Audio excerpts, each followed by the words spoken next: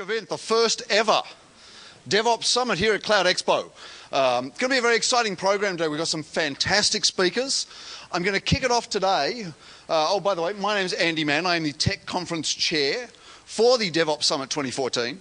I'm going to kick it off today by introducing someone who really set the agenda in development and automated testing. John Michelsen was the CTO and co-founder of a company called ITKO that established a whole new market in the space of service virtualization, being able to remove constraints from development to rapidly accelerate delivery of new applications. A core function in the DevOps space, this is rapidly becoming absolutely critical for a lot of people working on delivering new applications in the cloud, on-premise, and more. John Michelsen is now Chief Technology Officer of CA Technologies, a multinational leader in IT management and security software. So without further ado, I would like to welcome to the stage for the first ever DevOps Summit Keynote, Mr. John Michelsen. Thank you, Andy. Thanks, Andy. Thanks, everyone. Really appreciate the fact that you've given me a few minutes here to talk about DevOps and what I consider poorly named, but I don't have anything better, and I'd be glad to take suggestions at the end of our talk here, a new state-of-the-art in how we build, test, and deliver applications. Because what I'll start with is just how interesting and how exciting it is to be in this space right now, and how crushingly difficult it is to be in this space right now. And then I'll move on to what I think are the key ingredients or practices we really have to get better at as a discipline in order to really meet the challenges that we face. So first, Andy did say that I'm the CTO of CA, and just to make sure you guys have here's the one-slide commercial, if you will.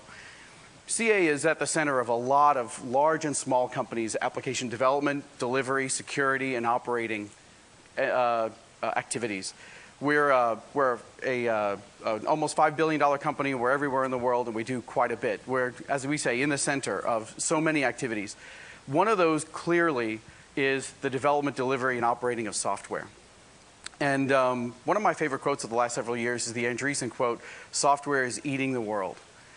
You know, what does it mean for software to be eating the world? Well, we have a take on that. And that take has to do with the notion that software is essentially being business is essentially being rewritten by software. If you think about major businesses today, there's just really no other way to think about it except that software is rewriting the way those businesses operate, the way they think about their customers, their partners, their employees. There's really this notion that business is being rewritten by software. And here's some pretty good examples. If you're in the entertainment delivery industry, you're differentiating on software features. You're competing not on your cost basis or on your customer sat ratings anymore. You're now in a feature race, what you can put in your mobile device, or can I speak to my remote control instead of having to go type on a keyboard somewhere? The software that drives the consumer experience is more critical these days than the actual content they're delivering. They're charging you for the content, but they're differentiating on the software features. The automotive industry is clearly being rewritten by software. I happen to own a Tesla, number 44 of the Model S. I got a software update 2 weeks ago. It literally pops up, just like the Mac or just like our Windows machines, pops up, I've got an update to your software. Can I install it now, or do you want me to do it overnight? And I don't want to pull off on the side of the road, so I do the overnight thing. When you do the software update, this particular one, very interesting. You know, we in the US, we don't drive many standard shift cars, right? I think it's only like 5 or 6% of us actually own a standard shift car. So Teslas, actually, they're pure electric cars. There's no revolution of the motor while the car is at stop, right? Which means if you take your foot off the brake, the car rolls backward or forward, depending on if you're on a hill, up or down. Makes sense, right? Well, most folks that aren't used to driving a standard shift transmission, they're not used to that. In a software update, Tesla changed the behavior of the car that if you're on an incline and you have the brake on and you take the brake off, it holds the brake until you press the accelerator. That was a software update. I didn't take the car in for service. They're not planning it for the 2020 model. That was a software update. That if my understanding of Tesla's software development is accurate, didn't start but in February, March. So there's forum posts in February, there's development in March, and it shows up in my car in May. Software is definitely rewriting the business of automotive. And in insurance, it's clearly happening. I'm not making this up. It happens to be true. I have 2 teenage kids, and one of them had an accident over the weekend. That is the State Farm mobile application. And you literally describe the accident. You put icons on your screen, you describe all the conditions, you take pictures of the car, you describe the damage, and you literally sequence what happened when the accident occurred. It does all of the typical things you'd expect a web presence to do, right? You can look up your policy and your pricing and all of that. Very interesting, though, they understand that mobile device is with you when you have a claim, not after you have a claim and you get back to your desk. When you have a claim, software has rewritten the insurance industry for sure. Here's another final of the individual examples, CVS Pharmacy. I really like this one because I was actually affected by this. My family was a few years ago. You know, there are around 2,000 deaths in the US every year simply related to improper delivery of prescriptions. What was put in the canister or what was taken by the patient was not what they expected, and they died in the process. Software, specifically here in running the supply chain of CVS, getting all the way to the consumer where they're literally looking at a picture on their phone and looking at the pill they're about to take. Is it the right one? Is it the right shape? Is it the right color? Does it have the right emblem on it? And all of the tracking that has to go in to make sure that that happened, they're putting a dent in that number. And it's fantastic, and that's software rewriting how we deliver goods, in this case prescriptions. And it's true in everything, whether it's Netflix and Hulu disrupting the way that the entertainment industry is delivered to us or how we want to consume it. Bitcoin, Airbnb, others. In every case, right? Software is absolutely rewriting. It's not just the apps. APIs are a big, important part too. I thought I would make that point because I'm really talking about how are we building applications today, and we're certainly building them as mobile applications. But clearly, if we're going to participate in the ecosystem of others, we need our APIs to be very powerful, very robust, and very consistent. So just taking as an example FedEx, it's very infrequently that I go to a FedEx app to cause a FedEx transaction. I usually go to some other e-commerce site, or I leverage some other service that has embedded a relationship with FedEx. My FedEx options are not delivered to me by going to FedEx. You see my point, right? FedEx's success in the modern world is predicated on their APIs being easy for their partners to access, consume, and leverage in their applications. APIs are how we get access to ecosystems we do not have to build and maintain ourselves. And that mobile presence. You know, I remember just a few years ago, there was a fairly reasonable debate.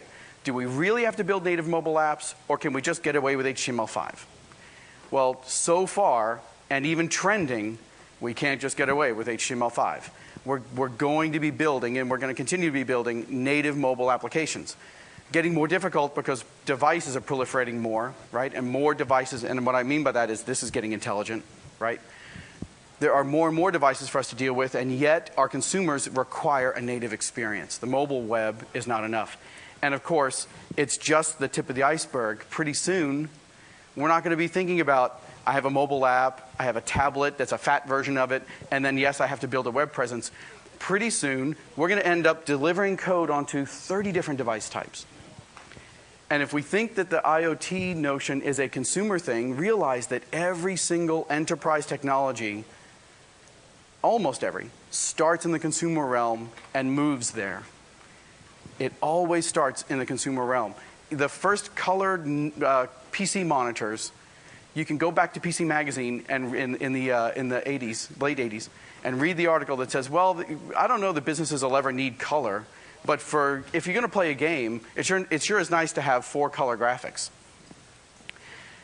And of course, I have a 27-inch 1920 by 1080 screen with billions of colors on my desktop. So it's just a matter of time.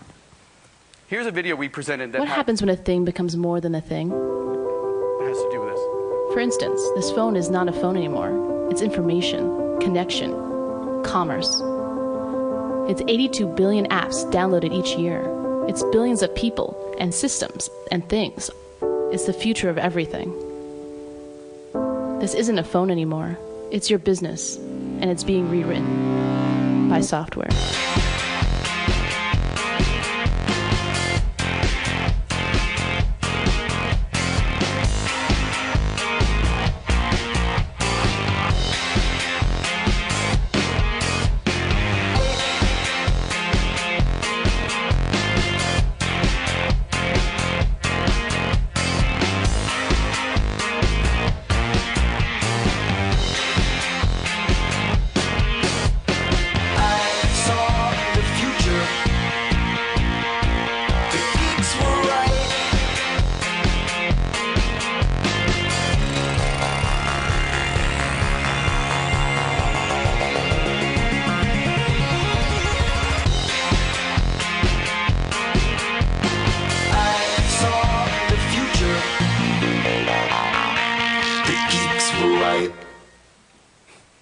The geeks were right.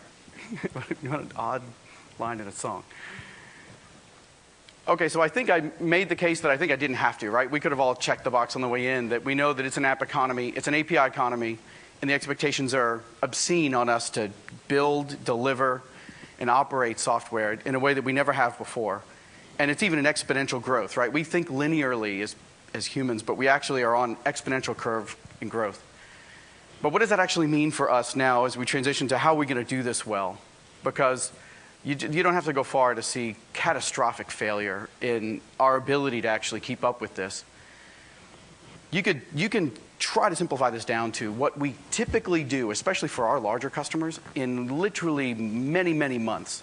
We now have the expectation to do in weeks, really days or hours. And in order to accomplish that, we have to have a whole new way of thinking. Because what we did in the past to get to the success we have now is clearly not going to work for us to have success in the future. If we're talking about months to hours, just think about it this way.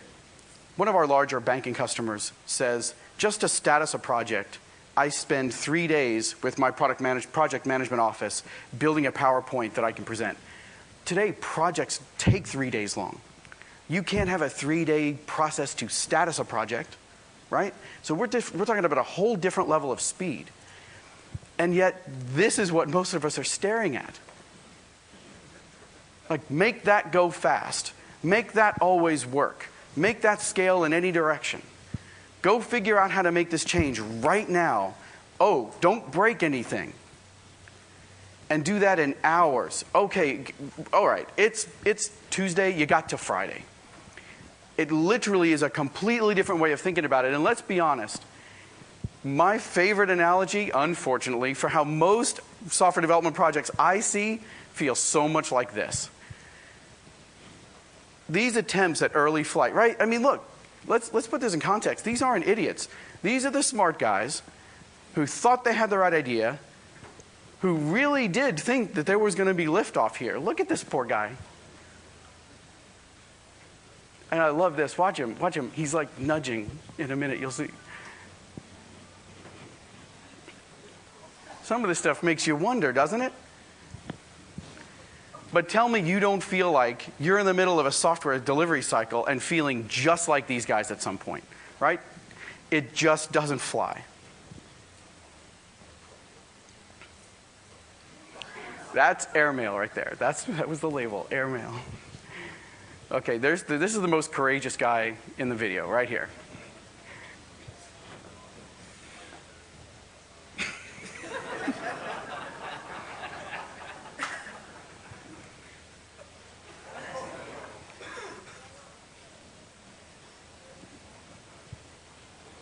Are we not dealing with, oh, here, this is great. Get to a certain air temperature, or excuse me, height.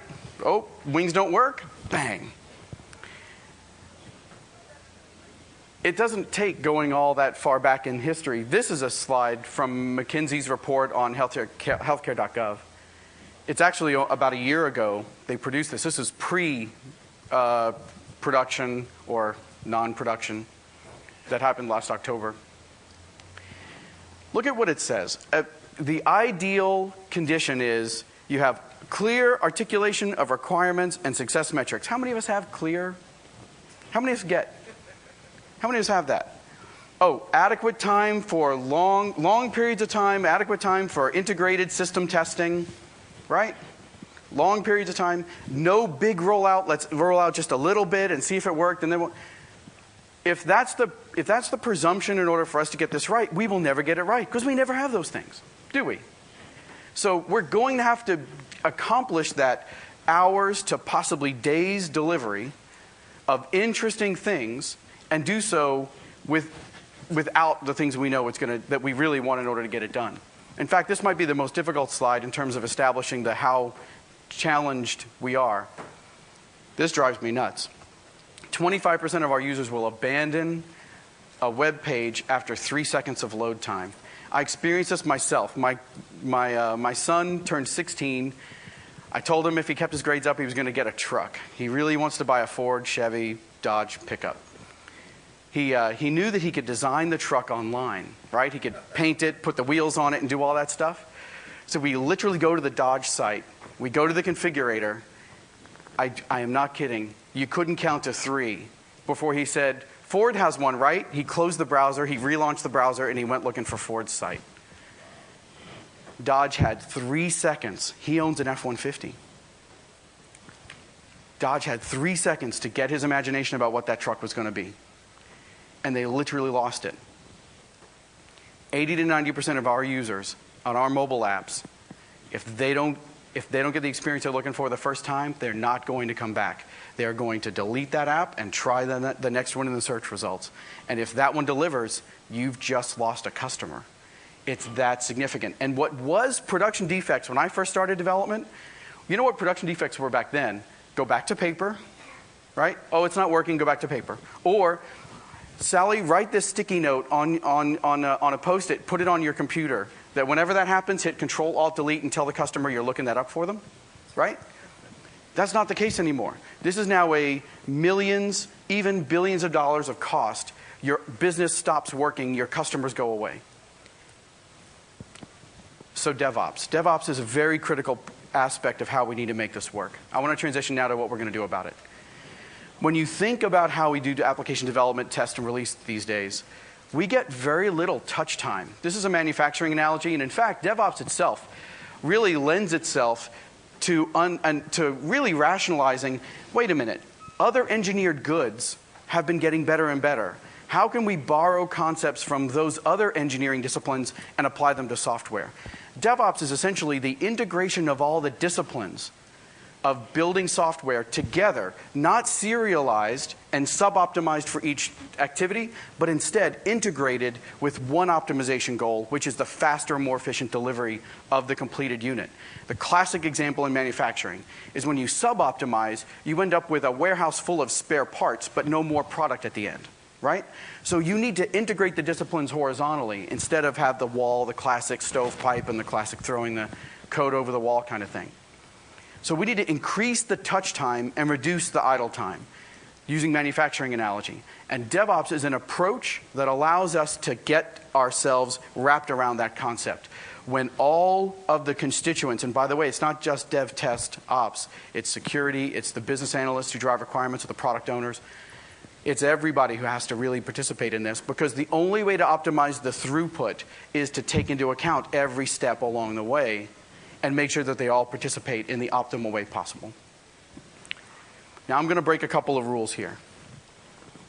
First, never put a slide up in front of a large audience with a bunch of text on it. I just broke that one. The second one, don't spend a whole lot of time on any one slide. I'm about to break both of those.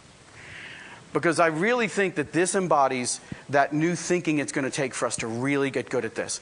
And I'll spare you the reading every bullet here. But let me just spend a couple of minutes on, I don't know, reading the riot act to each of the main disciplines involved as we think about DevOps. When you think about the developers, the testers, and the operations folks, the developers are going to have to understand they're building a component of a composite.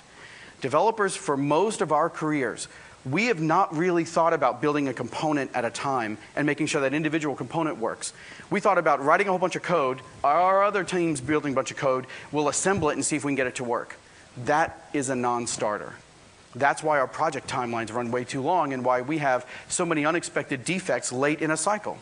We have to think more the way that hardware guys do. Do you think that it would work to get computers built efficiently if Intel built a CPU, handed it to Dell, and said, figure out if it works for me? Build a motherboard, plug it in, tell me if it boots. You realize Dell makes the assumption the CPU works. If you go to integration test, do you actually assume your stuff is going to work? No. In fact, you get functional defects in the components, and you don't even learn of them until integration test time. That's got to stop. And unit testing is a good shot, is at least awareness of the problem, but most unit testing is actually, did I construct the code the way I intended, not acceptance type testing. We've got to understand, you've got to build legitimate components. In order to do that, we've got to leverage simulation technology, the same way that the Intel chip is leveraging simulation technology, the same way that modern aviation does to avoid all those crashes. We've got to recognize interface boundaries a whole lot more. We've got to get really good at building components of a composite. We all giggled when we saw that screen a few minutes ago about the huge whiteboard. You've got to recognize each of those components need to be built in its own discrete way. Quality engineering. It's unfortunate that if we did a survey, an honest survey, most every one of us would have one or two good examples of where we focused on automating the validations, whether that's functional testing, performance engineering, security, vulnerability, all these things. So every one of us probably has one or two good examples where we did a decent job of it, but if you gave yourselves a grade overall, you'd have a woefully inadequate level of automated test. You take weeks and weeks of manual labor to do validation. And yet we're moving to a continuous delivery type of expectation where we're making multiple drops to production a day. So clearly this doesn't work, right? Clearly, quality engineering is an engineering discipline. You have to engineering quality. Machines do the testing. You do the engineering of the test. And as an industry, we have really failed at this. Even, by the way, I now sit on the problem side of this. The software vendors who build those test engines have done a pretty poor job, I think, in the past, where we've superficially tried to test only at user interface levels, which doesn't really help, right? That whiteboard, most of the emblems on that whiteboard were actually headless, aren't they? They're API-based, they're messaging-based, they're back-end systems, et cetera. Oh, this one's, let me highlight this one. Over-reliance, because I get a lot of questions on this. Over-reliance on end-to-end systems is a lack of discipline. That gets to the componentization thing again. If you need an end-to-end environment to test your component, you're not doing your work in the component development and test world. That's the point. When we heard from the healthcare.gov folks that every one of those vendors walked up in front of Congress and said, we couldn't do our testing because we didn't have a sufficient end-to-end test environment. That's them being Intel and saying, hey, Dell, do my testing. That's what that was. We've got to make sure our stuff works before it ever gets to assembly. And by the way, how can every assembled part just start testing all together and it not just be chaos, right? So we really won't get there without that. Operations. You know, in the past, this needs to change. In the past, if you wanted to be the hero and you wanted to get a bonus in operations, you were the hero who prevented a bad release from going to production, right? Like, I'm the guy that found the security vulnerability. I'm the one who realized the configuration was wrong. I'm the guy who, at the 11th hour, figured it out and I stopped it. And we would champion those folks. He saved us. He protected us from those fools upstream in dev or test. That guy needs to be fired today because that's not DevOps. That's the antithesis of DevOps. The ops guy's job is to ensure the delivery of applications fast and on time, not to stop applications from releasing by discovering something so late that no one can react in time and we have to stop the process. It's a huge shift in mindset. Ops has got to inline in order to discover real time in order to remediate in time. Does that make sense? We've got to stop the at the end. My piece is, you go do all your work, you think you get it right, and then I'll find out what's wrong. That is not the right ops mindset. When ops realizes that they've got to real-time identify so we can remediate in time, then we're really operating with the right thinking, and that's when DevOps will really deliver on its promise. So there are some practices that I want to try to introduce you guys to. With about 10 minutes I have remaining, that's probably enough time. And I'm breaking now the third rule, by the way. There are 3 rules. Not too much text on a slide, oops. Spend a lot of time on that slide, oops. And here's the third one. Introduce way too much material than you could possibly completely cover. There you go. I got all 3. But at least let's introduce some concepts to you, and then maybe as you go to some of the sessions afterwards, there are sessions on some of these topics, and as you follow up with folks like me and others, certainly we can expand on this. Leveraging simulation and producer-consumer governance. If you don't like the G word, we'll use the word collaboration. I actually like governance. It keeps people from hitting me head on in traffic. It keeps them from hitting me while the light's green and theirs is red, but they don't care what that means. I sort of like governance, but I know we developers, we have this anti-thing about governance. So producer-consumer collaboration. I'll talk about that for a minute. Second is automating every validation, testing, performance engineering, security. Third is continuous delivery.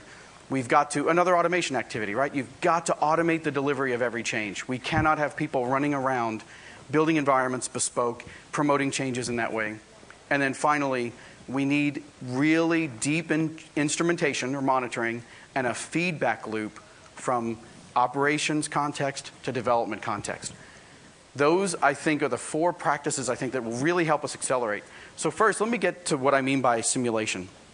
You know, we don't build airplanes by fabricating wings, sticking them on planes, and seeing if a test pilot can get it to fly. Those guys in the video did, right? But that's not how we do it anymore. We use wind tunnels. Wind tunnels provide us with the ability to make sure that our design works in every temperature, every barometric pressure, every wind speed and direction, every condition that we need to make sure it works.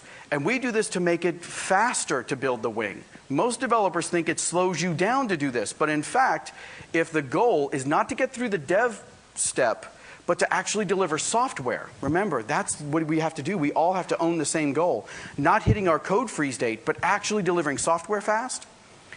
Then you realize that building very simplistic mocks or just getting a compile and then finding out later if it actually works in realistic conditions, that's not going to cut it.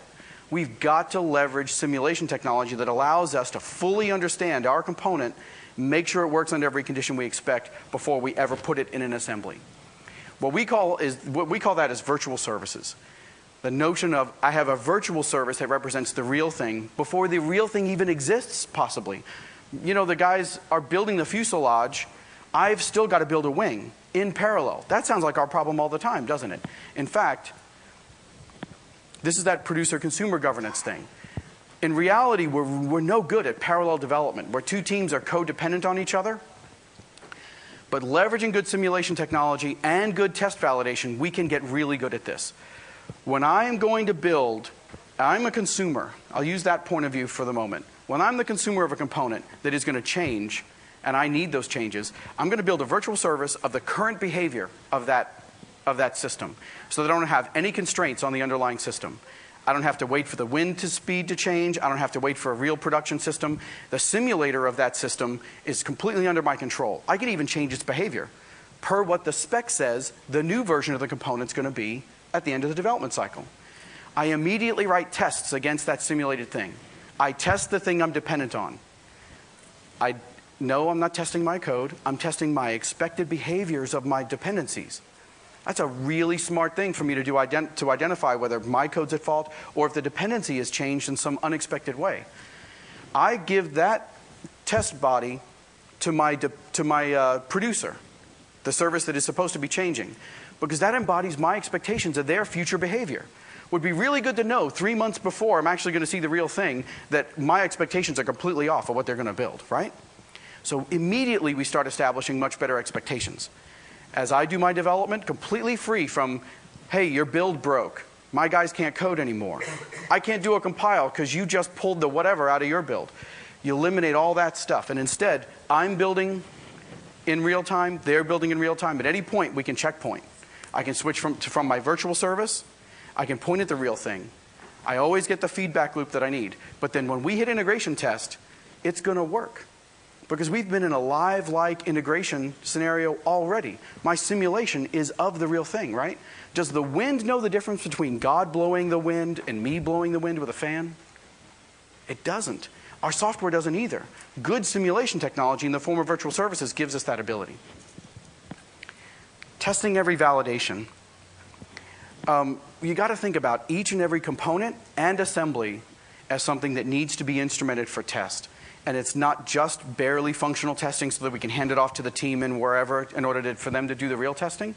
We've got to understand that engineering, quality engineering, is about building all of those validations so that I can do it on demand.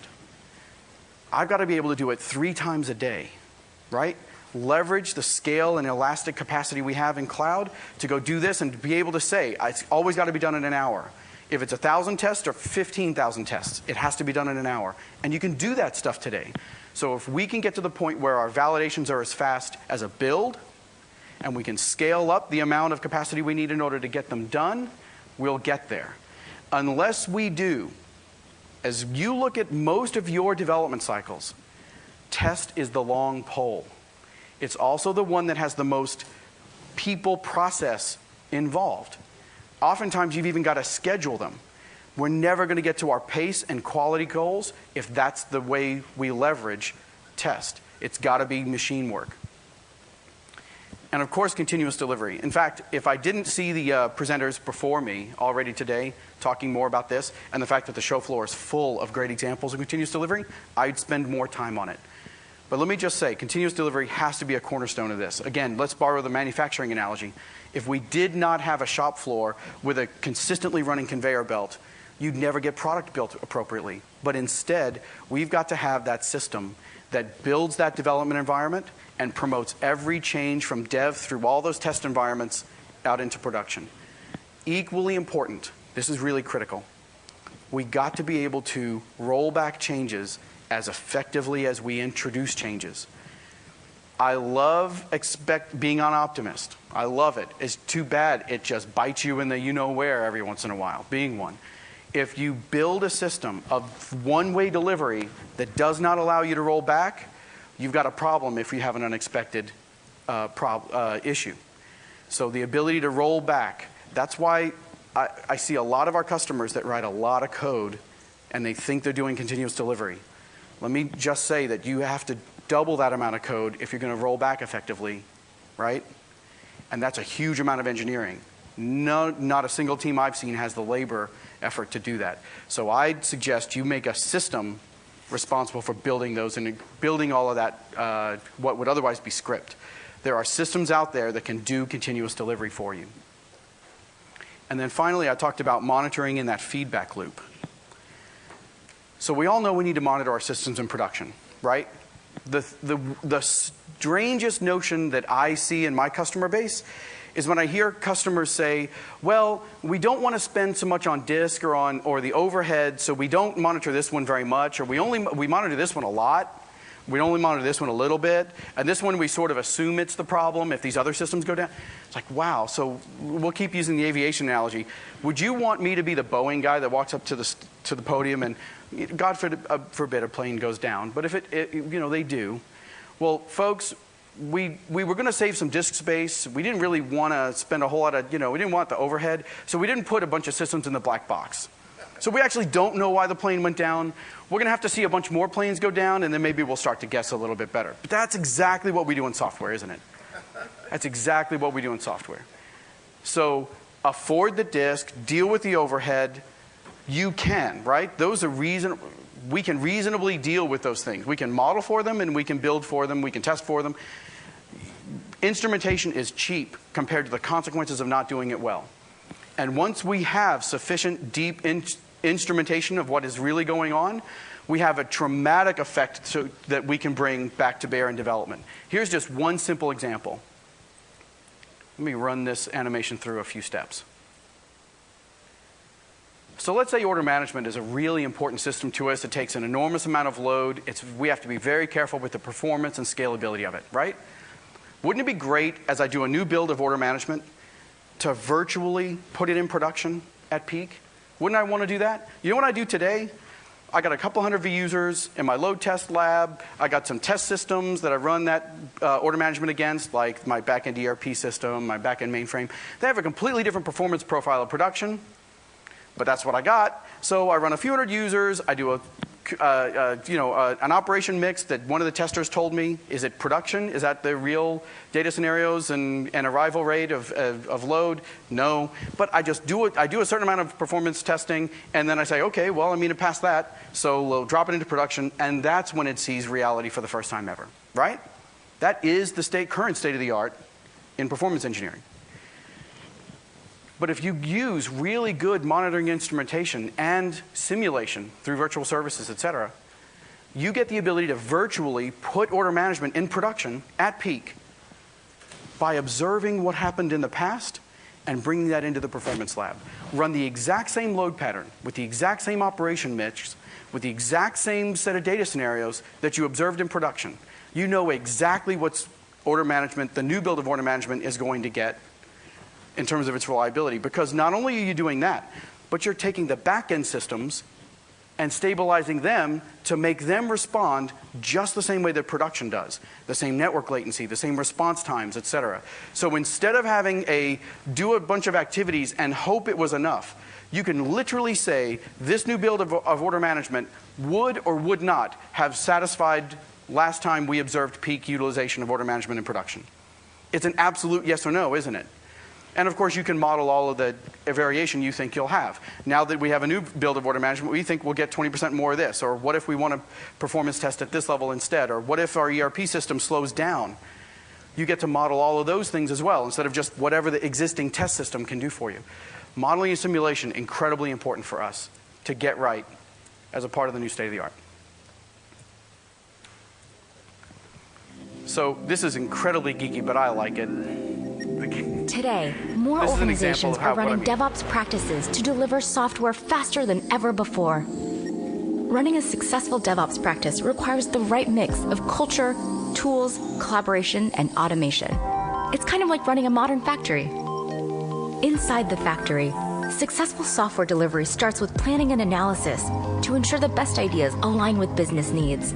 Only then do budgets get approved and the product lines start moving. Out on the floor, product managers collaborate with their teams to ensure work stays aligned with business needs and to verify that the right features are delivered out the door. Using powerful automation tools, DevOps teams work in parallel to create, test, and deliver software.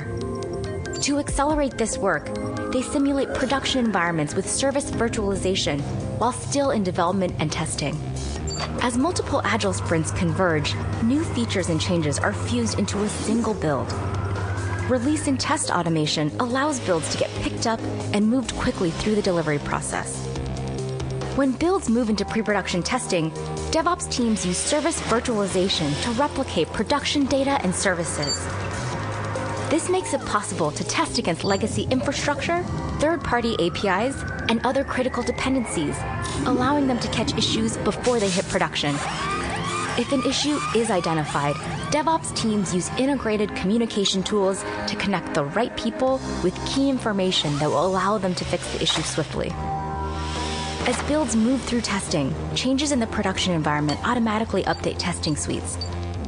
Once the build is ready and the release is authorized, ops teams monitor its application performance and the infrastructure that runs the application.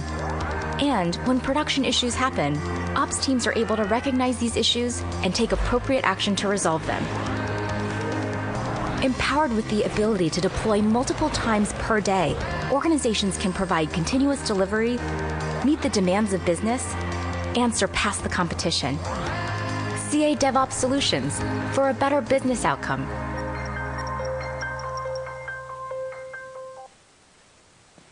So I appreciate your time. It's great to be in the inaugural DevOps Summit. This is a great time for us. Again, it's a fantastic time to be in this line of work. When I was 15 and I decided I wanted to write code, I thought, wow, for only $5,000 I can buy an IBM PC and I can start to write code on DOS and look at all of the commands that are available to me in GW Basic. Today, the amazing amount of compute power and APIs provided to me just before I even get started, right? So we're in an amazing time, but the expectations have grown amazing as well. I encourage you to take a look at our booth, and certainly the rest of the show floor. Many of the summits or track sessions are going to talk about some of these concepts that I've introduced here, and I hope you have a fantastic time here at our show. Thanks.